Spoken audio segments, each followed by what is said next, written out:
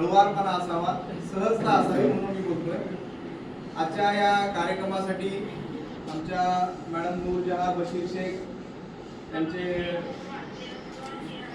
Mister Bashir Shaikh यांच्या प्रेरणेतून, यांच्या संकल्पनेतून या ठिकाणी हा 10वी आणि 12वी आहेत का 10वी आणि 12वीच्या विद्यार्थ्यांना प्रेरणा मिळण्यासाठी जे या ठिकाणी मंचावर उपस्थित राजेशजी भराटे सर, ज्यांनी आता आपल्याला उत्तम प्रकारे मार्गदर्शन केलेलं आहे। राजेशजी भराटे सर हे आम्ही जेव्हा अभ्यास करायचो त्यावेळी ते चालू घडामोडी नावाचं पुस्तक आहे, अजूनही आहे सरांचं।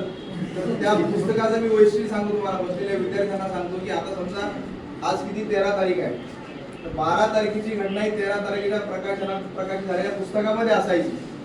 म्हणजे जी लेटेस्ट म्हणतो ना आपण की अपडेट, आपण जे आज न्यूज चॅनल बघतो की आता जे ठळक बातमी वगैरे वगैरे तशा प्रकारे त्यांनी पुस्तकामध्ये प्रत्येक बारीक सारीक गोष्टींच्या घडामोडींचा उहापोह करत त्या परीक्षेसाठी आवश्यक गोष्टी त्या पुस्तकामध्ये आणण्याचं त्यांनी पहिल्यापासून प्रयत्न केला आणि आजही ते करत आहेत। त्याच्यामुळे त्यांच्या आज योगावर आमची भेट झाली, मलाही आनंद झाला की अशा चांगल्या व्यक्ती या ठिकाणी आपल्या एवढ्यामध्ये नैतिक कृतीमध्ये आपल्या मार्गदर्शनात तुम्ही बोलला त्याबद्दल तुमचं अभिनंदन।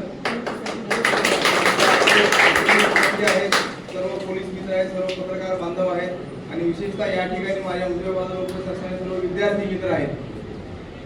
आपण या ठिकाणी मी लक्ष्मीनगर पोलीस स्टेशनच्या वतीनं मी विशेषतः या दोघांचे आभार यासाठी मानतो की ज्या ठिकाणी आपण सर्व गुन्हेगारी विषय लहान मुलांमध्ये जी ज्युव्हेनाईल मध्ये म्हणजे जी विधी संघर्षग्रस्त बालक म्हणतो आपण त्याला, कायदेशीर भाषेमध्ये एखाद्या लहान मुलांनी गुन्हा केला त्याला आपण विधी संघर्षग्रस्त बालक म्हणतो की ज्याचा कायद्याशी त्याचा लढा आहे, म्हणजे तो कायद्याशी लढा देतो, विधी संघर्षग्रस्त आहे, तो त्या बालकांची संख्या ज्या ठिकाणी जास्त आहे, तिथे लहान मुलं गुन्हेगारीकडे वळत आहेत, ज्या ठिकाणी अवैध व्यवसायाचा प्रकार या ठिकाणी होता। परंतु आपल्या लक्ष्मीनगर पोलीस स्टेशनच्या माध्यमातून आणि माझे सर्व युवा सहकारी विद्यार्थी मित्र, मी आपल्या सगळ्यांना सांगायला मला आनंद होईल, आम्ही जे काही अवैध व्यवसाय कारवाई करतो त्या ठिकाणी आमचे कान आणि डोळे ही सगळी लहान मुलं विद्यार्थी आहेत आमच्या आतापर्यंत।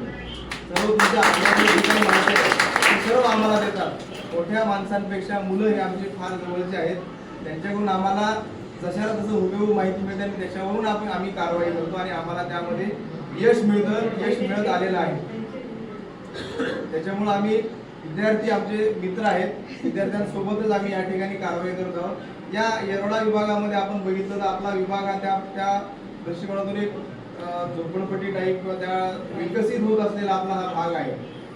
वेगवेगळ्या प्रांतातून वेगवेगळ्या भागातून या ठिकाणी सर्व धर्माचे एकत्र राहणारे लोक आहेत। त्यामध्ये विशेषतः गुन्हेगारीकडे वळण्याचा जो कल होता तो आता नुकताच कमी होत आहे, परंतु गुन्हेगारीकरण जे लहान मुलांच्या डोक्यामध्ये जर शिक्षण नसेल तर त्यांची आपोआप पावले गुन्हेगारीकडे आणि नशेकडे वळतात।